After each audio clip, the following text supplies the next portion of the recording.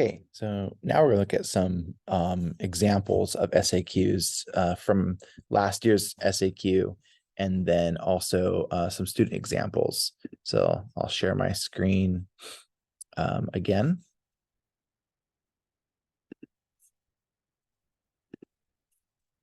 Okay, so this this is what the SAQ looks like. So this is from 2022. So I guess it's 2 years ago's SAQ. The first question is always going to be kind of a secondary source comparison between different historians' views. This is always the first one, is comparing secondary sources. So what I always like to do first is kind of look at the first question, because then you can kind of get an idea of what to read for. And I just start off with the first question. There's multiple ways you can approach this. You could read all three questions first, and then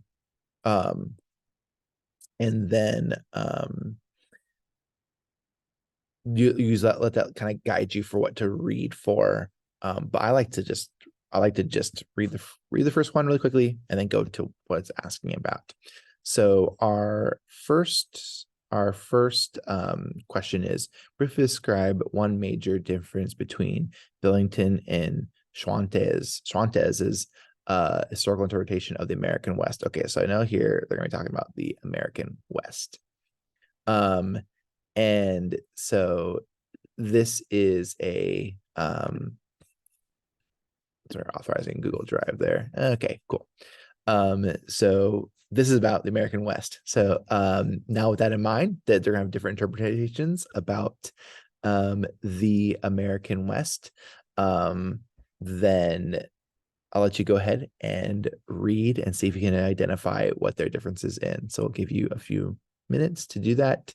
We'll pause the video here and let you read. Okay, now you've read. So I'm gonna go through some of this. So first, our first author, Ray Allen Billington, I see they talk a lot about agricultural pursuits and waves of farmers, and that that farming, even for the day of mechanization, was a highly technical profession. The frontier required this knowledge of specialized techniques about clearing the land, and be able to plant crops on this new soil. And so there's romantic characteristics of like the mountain man and the cowboys, but the true hero of moving west was the farmer. That's what I see there as the main idea for the first historian. Second historian talks a lot about wage work and how important wage workers are, and that there's like groups of male communities doing manual labor all throughout like the Rocky Mountains and the Pacific, and that these wage workers are they're getting goods that they're shipping out west, and that they're maybe like factory towns or mining of some sort. But there's these workers that are working in factories and mines, and they're the ones who are settling the West. So this is what I identified as the difference between the two. One's focusing more on farmers, one's focusing more on wage workers. And so we'll look at the student example for this one. And that's what they say. They say Billington explains that the farmers were primarily responsible for Western expansion, and the other person interprets the wage workers. For this is the one exception for that T formula for answering these questions is the first question of the historian's comparison. And this is the one that's always going to be kind of an exception there. Here you just describe what one person said and then what another person said. So this one, you're not really following that T acronym. The rest of it you will, but was that first one, you're not going to follow it. Then we get to their questions, and this is always a formula for these types of questions. Is they're going to ask for a historical event or development, something specific, right? Remember, we want to be as specific as possible, add as much detail as possible, and then they'll give you a range of dates. And they want something that's like not said in the excerpt, but would support their position. So there's one for the farmer's historian guy and the wage worker historian guy. There's one for each of those. And then you see that this student here does so. They say after the Civil War, we have the Homestead Act, something specific. They talk about the Homestead Act. And they say that then they kind of go into a little more detail. They don't just say Homestead Act, but they explain what it did that allowed veterans to gain Western farming land. And then this is going to cause more farmers to move west and cultivate the land, supporting that historic interpretation. So they mention the Homestead Act, they explain what it did, and they explain like how that gave people land to move west. Another one is the other historian for the wage workers talks about the California Gold Rush, and that caused a huge influx of people to move to the extractive industry, extracting minerals. And this large increase in population proves that wage workers were pushing America's frontier, that they're wage workers working in the gold mines, and thus proving Chante's interpretation. So this here, they get something specific and they expand on it. So that's always going to be the kind of formula for answering the historian comparison. The next kind of question we'll go down is going to be a primary source, and it's always going to be a primary source.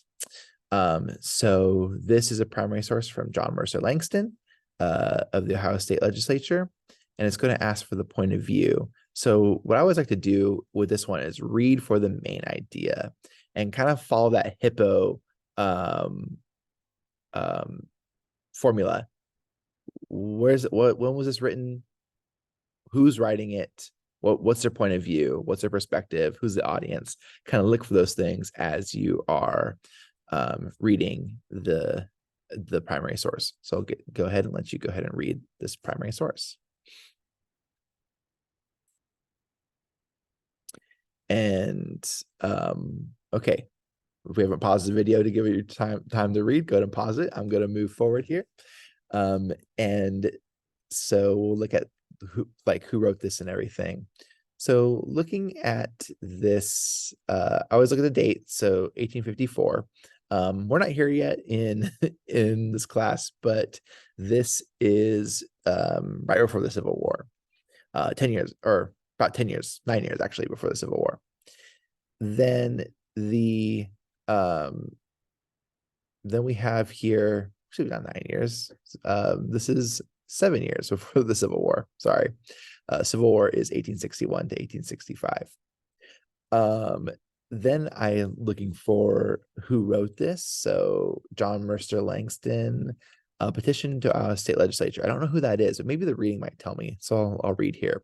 I've been selected as a representative of 25,000 free African Americans of Ohio. Okay, so he's representing them, so he's probably African American, and he's living in the North. To ask the honorable body the necessary steps for striking of the law of the state, all of those clauses which discriminate on the grounds of color. So he's asking them to strike down discriminations. Then he gets into, as men, we have inherent rights. We have rights, inherent rights. And so he's talking about that we have inherent rights, and the main right is elective franchise, which is to vote. And self-government is important, and inherent right, again, getting an idea of like you have your own choices, being able to vote. And that this is what the Republic was founded on, was that that there needs to be self-government for everybody. It says this is a fundamental maxim of your political faith, that taxation and representation are to never be separated. Again, bringing back those ideals from the American Revolution, which we have just learned about. We see that here.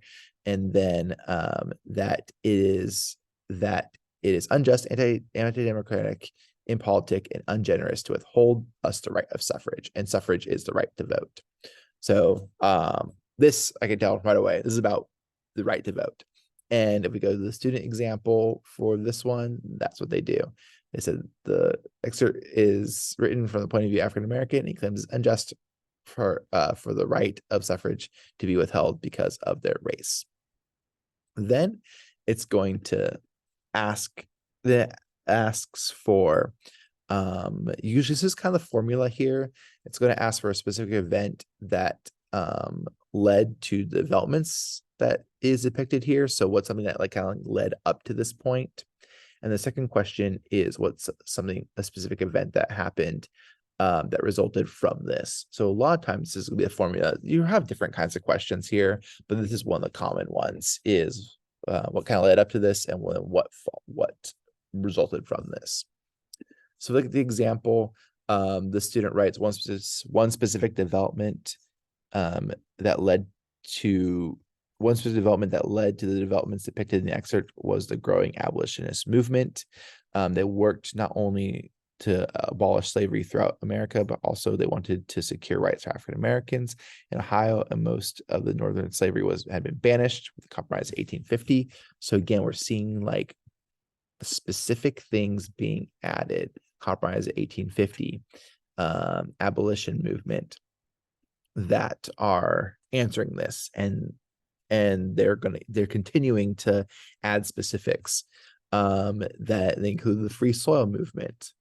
However, just because they weren't free, that didn't mean that all rights were extended. That they were free didn't mean all rights were extended to them, which is why he was petitioning for the voting rights. Then what's something that resulted from this? And again, they add something specific that they talk about the 15th Amendment. This was the right to vote. And this was after Civil War. So again, they're kind of expanding on this. They had Civil War and Reconstruction. And so they're trying to get like there's a wave of rights that are happening. And so Congress wants to expand the rights for African Americans as they give them the right to vote. So that is, again, they're answering, they're giving detail, they're expanding on it. That's what you want to do for the SAQ. And then let's look at the last one. So the last one in the 8-push exam, you're always going to have a choice in the last one between a question. You get to choose which one. The examples here we have are for our time period. And that is a question from time period. This is kind of time periods 1 and 2. So they asked about Native society and how it adapted their environment prior to European contact, and then explain one similarity between how Native societies in 2 regions adapted to European contact, and then a difference. What's one way they adapted? What's one way they adapted to its environment prior to European contact? What's 2 similarities between how natives adapted to Europeans arriving, and then 2 differences. So let's look at the student examples. A little bit hard to read this one, sorry. So here they talk about the Pueblo people in the Southwest. So they have someone specific, the Pueblo people, and then they talk about building structures of clay and stone.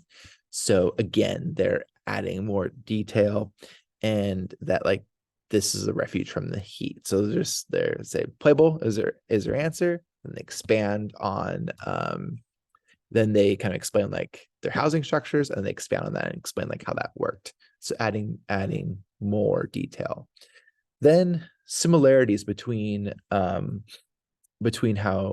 Native people adapted to Europeans arriving. So Native people in both French Canada and Dutch New Netherland adapted to European contact by engaging in trade with those nations and coexisting economically. For the French Canadian had the fur trade, so they bring up the fur trade and allowed 2 groups to mutually benefit, natives getting finished goods, and encourage peaceful coexistence. Very similarly, the Dutch traded with native peoples as well, trading furs and weapons. Even though these occurred in very different regions of North America, the native groups had similar interactions and goals from those interactions. And so here they bring up French and Canada, fur and weapons. They even could have included like how the Dutch bought New York, but here's both two groups that are beneficially trading.